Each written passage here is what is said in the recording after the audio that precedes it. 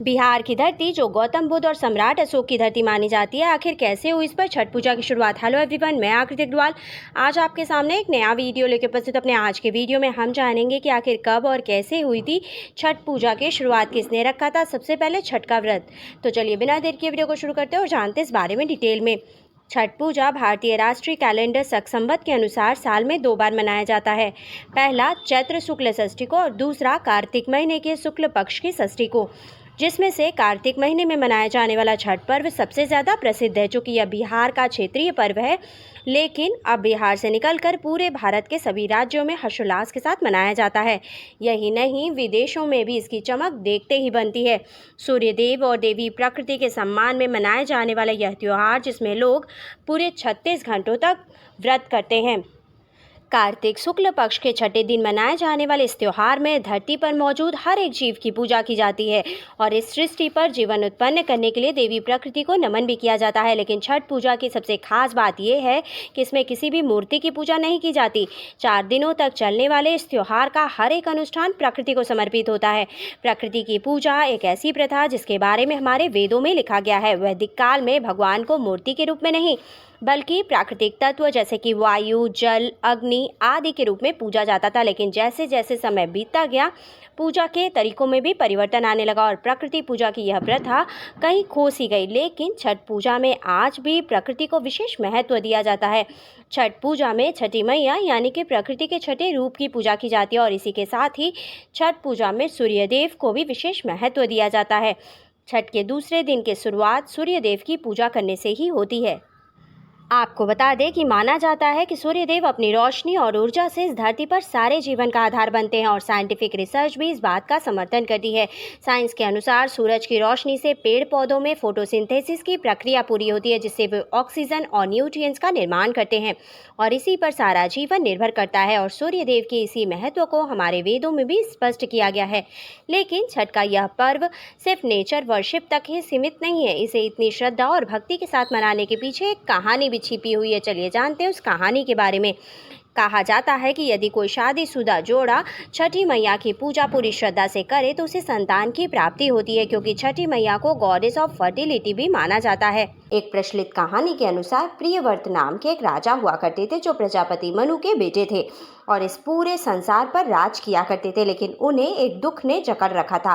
दरअसल राजा प्रियव्रत की पत्नी बार बार एक मृत बच्चे को जन्म दे रही थी। कई ऋषि मुनियों से विनती करने और देवताओं से प्रार्थना करने के बाद भी राजा प्रियव्रत अपनी संतान प्राप्ति की इच्छा को पूरा नहीं कर पा रहे थे और इसलिए जब एक और बार रानी ने मरे हुए बच्चे को जन्म दिया तो राजा ने यह फैसला कर लिया कि वो भी अपने प्राण त्याग देंगे।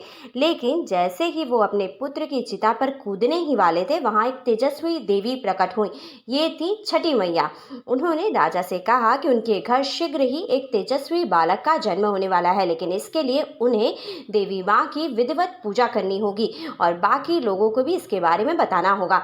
राजा ने देवी माँ की बात मान ली और कार्तिक शुक्ल पक्ष की षष्ठी को विधिवत पूजा का आयोजन किया। छठी मैया ने प्रसन्न होकर राजा को एक पुत्र प्रदान किया। कहते हैं कि तभी से इस दिन को छठ का पर्व मनाया जाता है, जिसमें छठी मैया से संतान प्राप्ति और नए जीवन के निर्माण की प्रार्थना की जाती है। माना जाता है कि यह पूजा सबसे पहले उत्तर भारत में गंगा नदी के किनारे ही आयोजित की गई थी। इसीलिए आज भी भारत के इसी क्षेत्र में, खासकर बिहार में, छठ पूजा का आयोजन बड़ी धूमधाम से किया जाता है। आपको बता दें कि छठ पूजा के रिचुअल्स 4 दिनों तक चलते हैं और हर दिन का अपना एक अलग महत्व होता है। पहले दिन नदी या तालाब के पवित्र जल से स्नान करके व्रत की शुरुआत की जाती है, जिसके बाद घर के आसपास के वातावरण को शुद्ध किया जाता है। इस रिचुअल को नहाए खाए कहा जाता है। दूसरे दिन की शुरुआत होती है सूर्यदेव की पूजा करने से। इस दिन सूर्यदेव के साथ ही निर्जल व्रत का प्रारंभ होता है, जिसे सूर्यास्त के बाद ही खोला जाता है। यह सूर्यदेव के प्रति सम्मान दिखाने और धन्यवाद देने का एक तरीका है। और फिर आता है छठ पूजा का सबसे महत्वपूर्ण हिस्सा, 36 घंटों का निर्जला व्रत। सूर्य देवता को फल, कच्ची हल्दी और ठेकुआ नामक पारंपरिक मिठाई का भोग लगाया जाता है और व्रत की शुरुआत की जाती है, जिसे छठ के आखिरी दिन देवी उषा की आराधना के बाद ही खोला जाता है। कहते हैं कि देवी उषा ही है जो सूर्य देव को उनकी रोशनी देती है, इसलिए इस दिन उन्हें भोग चढ़ाकर धन्यवाद किया जाता है। कहते हैं कि छठ के इस व्रत से शरीर और मन की शुद्धि होती है, लेकिन इस व्रत का साइंटिफिक महत्व भी है। 2023 में नेशनल लाइब्रेरी ऑफ मेडिसिन में पब्लिश हुए एक रिसर्च पेपर के अनुसार 36 घंटों की कंटिन्यूअस फास्टिंग हमारे ब्लड शुगर लेवल को मेंटेन करती है और वेट मैनेजमेंट के लिए भी काफ़ी फायदेमंद है। साथ ही डाइजेशन को भी इम्प्रूव करती है। तो ये रही कहानी छठ पूजा की। और अब बात करते हैं कि कैसे छठ पूजा की शुरुआत हुई थी। तो आपको बता दें कि जैसा कि सब जानते हैं, महाभारत काल में कुंती पुत्र कर्ण को दानवीर कहा जाता था। कर्ण केवल देवी कुंती के ही नहीं बल्कि सूर्यदेव के भी पुत्र थे। सूर्यदेव कि अपने पुत्र कर्ण पर खास कृपा थी और कर्ण भी हर रोज प्रातःकाल उठकर अपने पिता सूर्यदेव को अर्घ्य दिया करते थे। तभी से सूर्यदेव को अर्घ्य देने की परंपरा की शुरुआत हुई। इसके साथ ही कुंती और द्रौपदी के व्रत रखने का जिक्र भी ग्रंथों में मिलता है। ऐसा कहा जाता है कि जब पांडव अपना राजपाट कौरवों से जुए में हार गए, तब द्रौपदी ने छठ पूजा का व्रत रखा और इसी वजह से उन्हें हारा हुआ सारा राजपाट वापस मिल गया। साथ ही वाल्मीकि रामायण के अनुसार जब भगवान श्री राम ने 14 वर्ष का वनवास पूरा करके अयोध्या वापस किया, तो रावण वध के पाप से आज़ाद होने के लिए ऋषि मुनियों के कहने पर राजयज्ञ शुरू करने का फैसला किया गया, जिसके लिए ऋषियों को भी आमंत्रित किया गया। लेकिन ऋषि ने प्रभु राम व देवी सीता को अपने ही आश्रम में आने का आदेश दिया।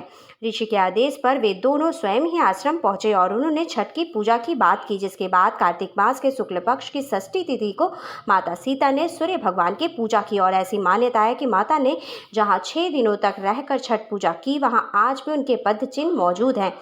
आज के वीडियो में बस इतना ही। For more such interesting video, like and subscribe my channel. Thank you. Bye bye.